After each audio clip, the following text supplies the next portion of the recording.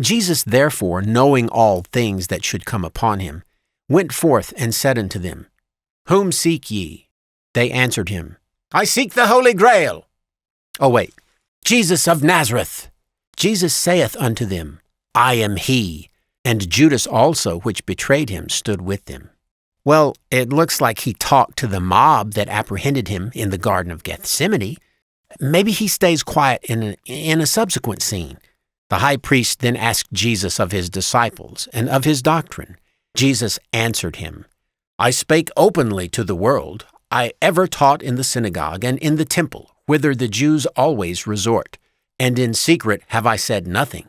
Why askest thou me? Ask them which heard me, what I have said unto them. Behold, they know what I said. Not only did he speak in front of Annas the high priest, but he was a little bit disrespectful. Well, maybe he stays silent in a future scene. We can only hope. Then Pilate entered into the judgment hall again, and called Jesus, and said unto him, Art thou the King of the Jews? Jesus answered him, Sayest thou this thing of thyself, or did others tell it thee of me? Wow! Jesus not only answers Pilate, but smarts off and holds what can only be called a brief conversation with him in the next verses of chapter 18. Then saith Pilate unto him, Speakest thou not unto me? Knowest thou not that I have power to crucify thee, and have power to release thee? Jesus answered, Thou couldst have no power at all against me, except it were given thee from above. Therefore he that delivered me unto thee hath the greater sin. Well, Jesus talks several times in front of Pilate. Well, it looks like Jesus just kept talking, and kept talking, and kept talking. It seems he couldn't shut his mouth. And if all four Gospels are true, Jesus somehow had the strength to say all of the following while hanging dying on the cross. Woman, behold thy son. Behold thy mother. I thirst. It is finished. My God, why hast thou forsaken me? Father, forgive them, for they know not what they do. Verily I say unto thee, today shalt thou be with me in paradise. Father, into thy hands I commend my spirit. Holy cow! If the Gospels are 100% true, Jesus talked his ass off while hanging from the cross and in front of all those who interrogated him. This doesn't match up at all with Isaiah 53:7 that claims the Savior opened not his mouth. Truth be told, the suffering servant of Isaiah 53 is almost certainly King Uzziah, who was a contemporary of Isaiah and died in the year Isaiah became a priest. Yahweh afflicted Uzziah with leprosy, so that he was disfigured and he was ostracized and lived in a separate house till the day he died. Chapter 53 reads like a eulogy to King Uzziah, not about some unknown future Messiah that would have no bearing on anyone for another 700 years or so. Well, let's move on and have a look at another favorite prophecy fulfillment of our cherry-picking friends. We arrive at Psalm 22. All they that see me laugh me to scorn. They shoot out the lip, they shake the head, saying, He trusted on the Lord that he would deliver him. Let him deliver him, seeing he delighted in him. But thou art he that took me out of the womb. Thou didst make me hope when I was upon my mother's breasts. Well, this is almost a verbatim match to the insult someone in the crowd flung at Jesus. Maybe Psalm 22 is a prophecy about Jesus. I am poured out like water, and all my bones are out of joint. My heart is like wax, it is melted in the midst of my bowels. My strength is dried up like a potsherd, and my tongue cleaveth to my jaws, and thou hast brought me into the dust of death. Well, that sounds like it could fit Jesus' crucifixion, doesn't it? Maybe this chapter is a true prophecy. I may tell all my bones, they look and stare upon me. They part my garments among them and cast lots upon my vesture. Well, being able to count all your bones might mean that none were broken, and the garment part is certainly an exact match to the Gospels. Psalm 22 is really doing a lot better than Isaiah 53 did, but there's another verse that we need to look at. For dogs have compassed me, the assembly of the wicked have enclosed me. They pierced my hands and my feet. Now, correct me if I'm wrong, but I don't recall any dogs running around at the foot of Jesus' cross. Oh, but TruthSurge, that's poetic language, symbolic, figurative, metaphor, you know. But the piercing part in that exact same verse, oh, well, now that's literal. But wait, did this verse originally say pierced my hands and my feet? Do we need to do a little digging here? I think so.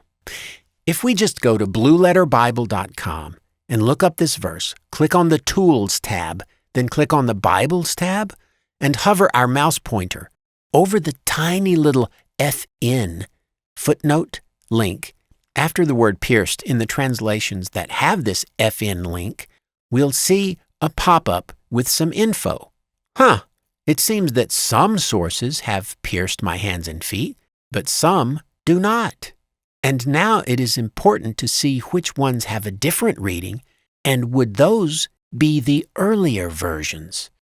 The NIV translators admit that most of the Masoretic manuscripts do not have this, but instead read, "They pierce me like a lion," or "like a lion, my hands and feet."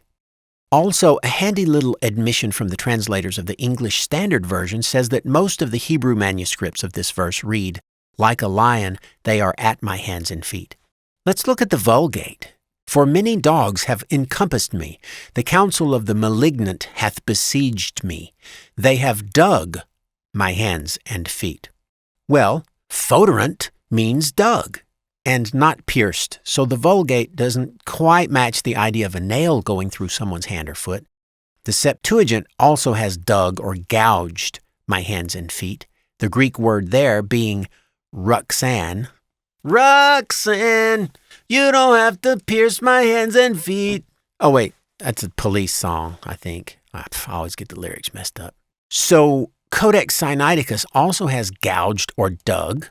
The Greek is also the same, ruxan, also which means to dig, as in digging a well.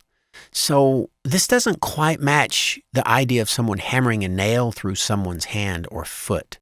It seems that this may be a case of simple textual corruption over the course of countless copying. One tiny error in copying could change a Hebrew word like karu to kari, from they dug to like a lion, or vice versa. They dug my hands sounds no better than like a lion, my hands and my feet. So it may be that the original is completely lost to history, or maybe I have a theory. Wikipedia has a few more ideas on this, but I'm going to give you what I think. It seems to me that the lion rendering keeps in line with the other metaphors used in Psalms. And it could be that there's just a missing word that would clarify what this lion is doing. In other words, we could use a verb, ideally, or maybe, I have a theory.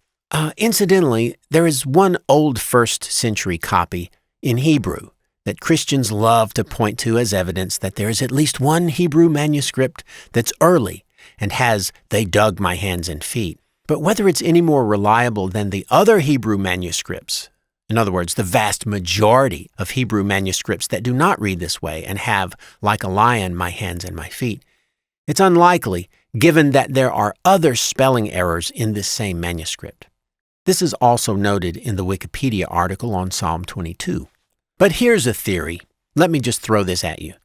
Given that there are other like a lion verses in the early Psalms, and one other in the very chapter we are looking at, Psalm 22, a mere 3 verses earlier than our prophecy verse. Ding, ding, ding. That's cowbell, by the way. What if the hand and feet part were actually the beginning of the next verse instead of the end of the previous? There weren't verse indicators when this stuff was originally written, so these demarcations would be superimposed upon the text much later. What if the passage actually reads like this? "For dogs have surrounded me. The congregation of the wicked has enclosed me like a lion. My hands and my feet, I can count all my bones. They look and stare at me." In other words, the hands and feet part could go along with "I can count all my bones." So it seems to me the preponderance of evidence falls upon the idea that "like a lion" is the original reading. And perhaps we're missing a verb or something got lost in the translation. At any rate, it does bring a question into my mind. How could an all-knowing deity not keep his message perfect and intact over time? That's a real mystery to me. Well, old TruthSurge is getting tired, so that's all for this video. As you can plainly see, these old Jewish passages were not prophecies about some future person 800 years into the future.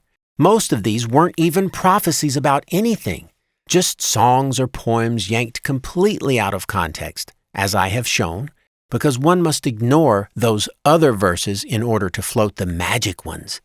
And even then, they are not talking about any future person, much less the fictional Jesus of Nazareth. Tune in next time and maybe I'll look at some more cherry-picked passages. Always remember, don't let your cherry get picked. It's just good advice.